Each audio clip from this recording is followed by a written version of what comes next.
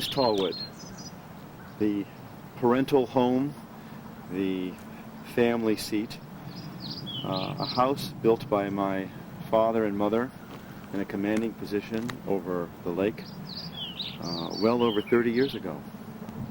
I can still remember when Dad first brought us here, and he said, children, we've just purchased this land and we're going to build our family house here. And we said, Daddy, where do you and Mom want to build the house? And he pointed right down to the lake, right down to the edge of the lake. And little Sarah, who was just 4 years old at the time, said, Daddy, Daddy, too much water, too much water. Meaning, of course, that when the lake flooded, our house would become completely uninhabitable. And everyone, the whole family kind of laughed and said, yes, you know, Sarah has it right. And Dad said, oh, Sarah, where do you want to build our house? Where do you want to build Tallwood? And Sarah pointed right up to the top of the hill and said, here, Daddy, where we can see the lake and see the forest, see the eagles flying overhead, and of course, see Dad's favorite, the deer. I can remember when the deer would come by and he would bring the kids out to feed them popcorn or pieces of bread and things. And Gigi would say, Dad, if you feed the deer now, they'll just hang around and eat your garden later during the winter. But you know, it didn't matter to Dad because he loved life in all of its forms, hooved or footed, antlered or not. They were all God's creatures to Dad. And that was one of the things that he really taught us living out here in Tallwood, is that we are the world, and the world is us.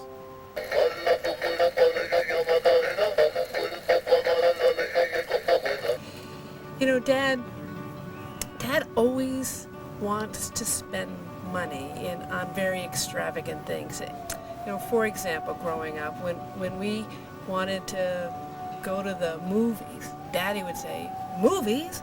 Let's go see a play. And the kids would say, well, we're happy sitting in the balcony. And Daddy would say, balcony, schmalcony, let's sit in the orchestra. He always just wanted to spend money. We would be happy getting in the car and going for a long car trip and camping out, and Daddy would say, no way, we're going first class, we're staying in the best hotel I can find, and it's dinner out every single night.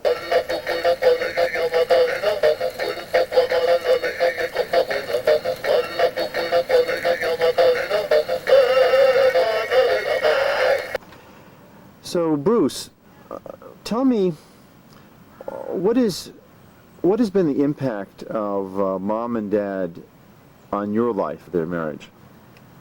Mom and Dad, your parents? My parents, Dr. and Mrs. Schreiner.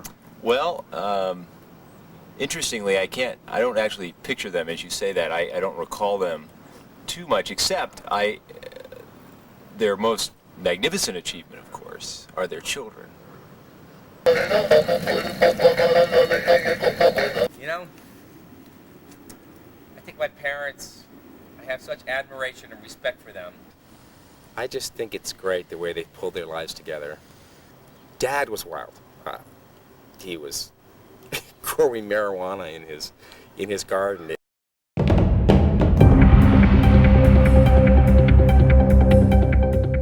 Mom, you know, one day I was driving down the road and I saw a mom standing there. She was hitchhiking, and I didn't recognize her.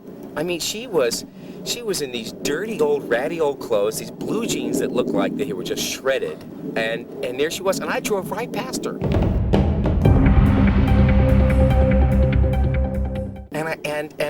And then I realized, I went, wait a minute, that's my mother.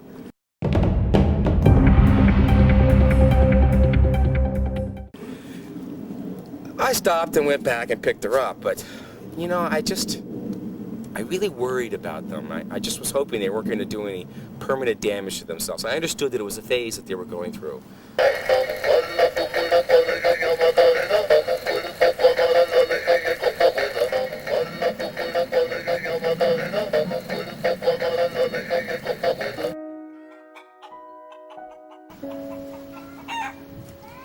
This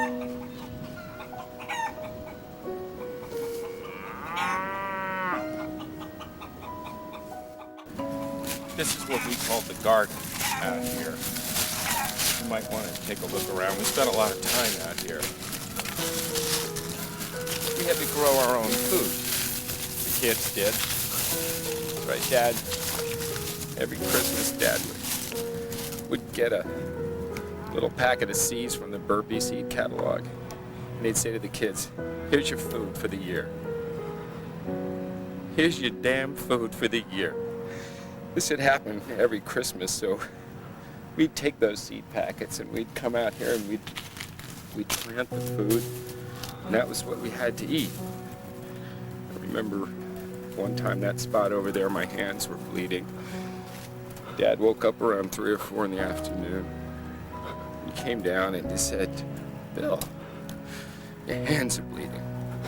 Would you like some help? And I said, yeah, Dad, I'd like some help, because asparagus is just not coming in the way I hoped. And Dad said, oh, just a second. I have to make a phone call to Dr. Barlowski. Dr. Barlowski. How many times I heard Dad. In a moment when we thought things might change and he might start to be a help around here, Dad, go and talk to Dr. Barlowski. Well, I gotta tell you something, Dad. Went down and looked at the directory of names one day at Georgetown. There was no Dr. Barlowski. And I guess maybe we were the last to find out, but Dr. Barlowski was he was your bookie. He was your bookie, and you just couldn't tell us he was your bookie. Yeah, we'd hear all these stories about he's buying stocks. Stocks. He'd say, I'm buying GM.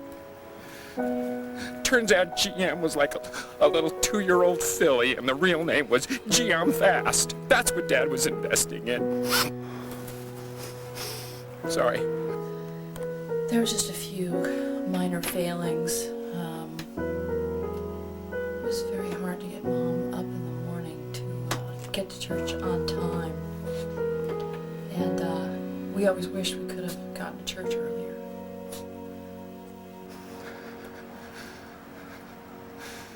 The thing that really gets and really hurts Dad,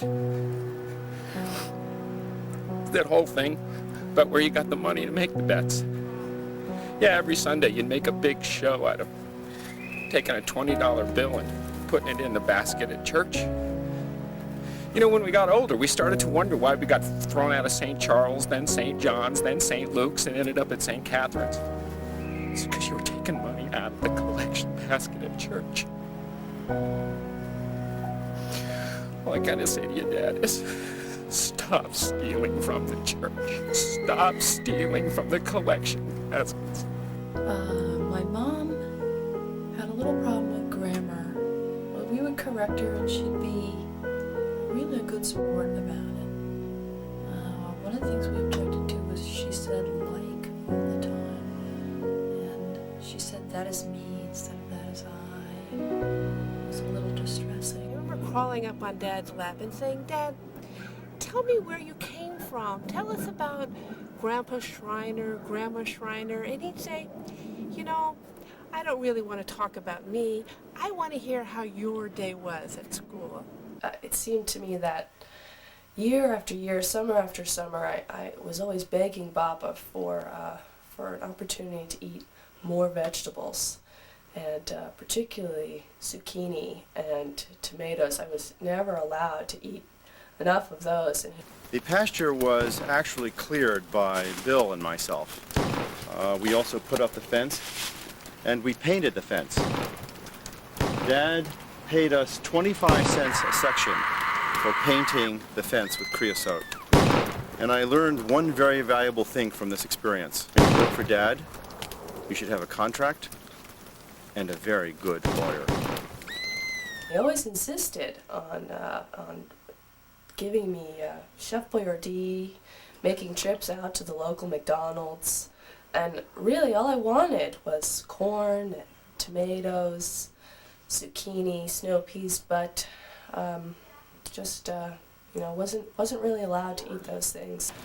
Actually, one of the very few areas in which Dad exerted himself to any extent around the property was down here by the lakeside, where he built a dock. I remember him piling the rocks and carefully pouring the concrete. And perhaps this sunken dock provides a useful metaphor for marriage.